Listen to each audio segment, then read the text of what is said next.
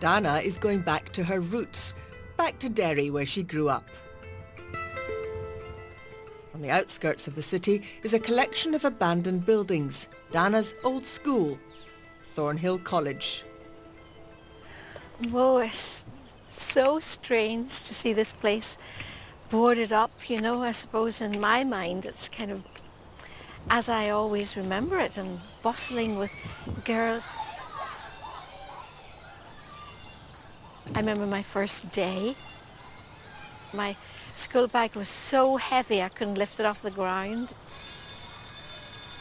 I suppose I just see little snippets of time, and I have memories of the people I went to school with.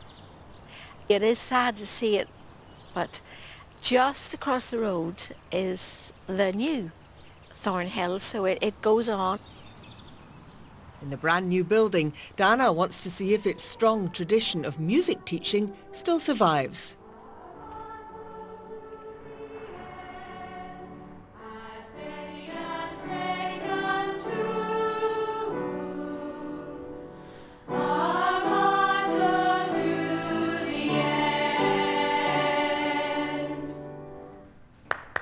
Well done. Girls, that brought back an awful lot of memories to me. We always had a huge emphasis on the choir in Thornhill, and I'm glad to see that's carrying on, because I think it brings, you know, the whole year together. When did you come here? Well, I came here in the early 60s, and I left in 1970 when I won Eurovision, so I was wearing the same uniform you're wearing. I took part in the musical, and I got the lead role in my junior year, only because the girl who had the role got sick. So I got the lead role in Love from Judy, which was a great experience. Do you still do the school musicals? Yes. What was your latest one? Hairspray. Hairspray. That's a fantastic. Any of you in the lead roles in that? I was in the lead on it, so I was. So will you sing us a few bars of it then? Good morning, Baltimore.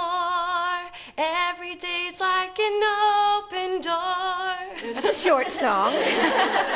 And they're just a great bunch of girls, you know, they just love their music, love their singing and performing.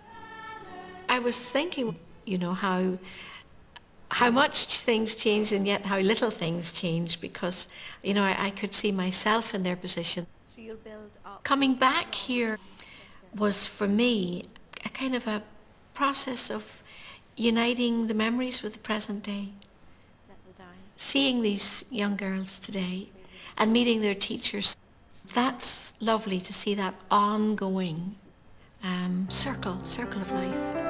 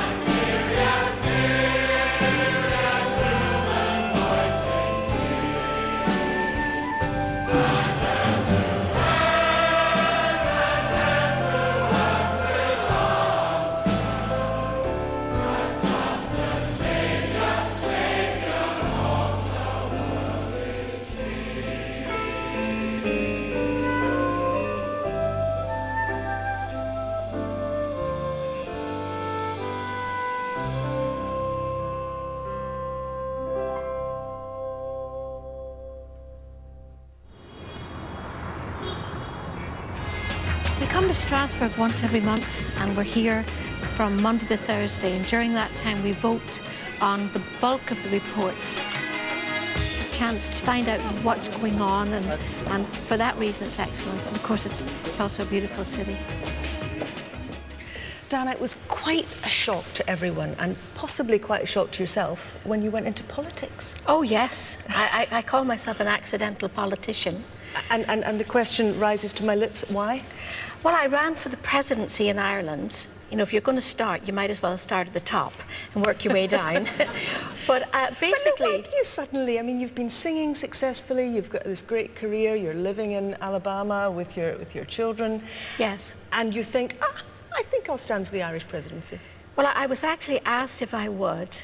I knew I wouldn't win it, but I knew I had an opportunity to speak because I was a personality, and therefore I would get exposure from what I had to say. But what was it you felt so strongly about that you decided Well, to the go Irish there? Constitution is a very special constitution.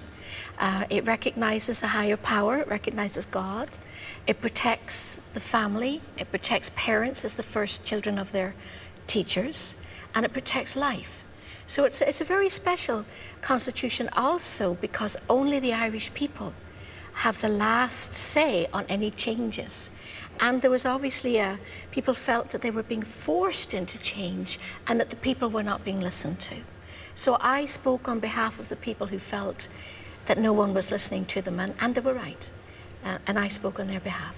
Dana actually means bold, doesn't it? Yes, to be bold, to be daring. Is that then a part of your character that was there all along, or did you discover it? I suppose that we don't know what's within us until we're tested. We really don't. And I never dreamt that I would be in the hurly-burly of politics. Neither did I want to be there. But there are certain values, I think, that more and more, I think you have to be willing to stand up. Well, this is what I believe. This is what I think, and I have the right to say it. Now, you lost the race for the presidency, but you clearly had a taste for it because you stood then for Europe and you got into the European Parliament. Yes, I was there for 5 years.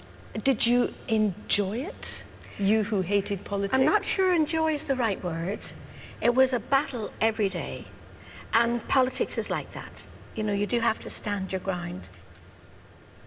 You're going to lead us now in the hymn, Be Thou My Vision, the wonderful hymn. It's my favourite, and very much the right hymn for a politician with a cause. Yes, and for anyone facing everyday life, I think we all can benefit from this. Let's hear it now. Thank you.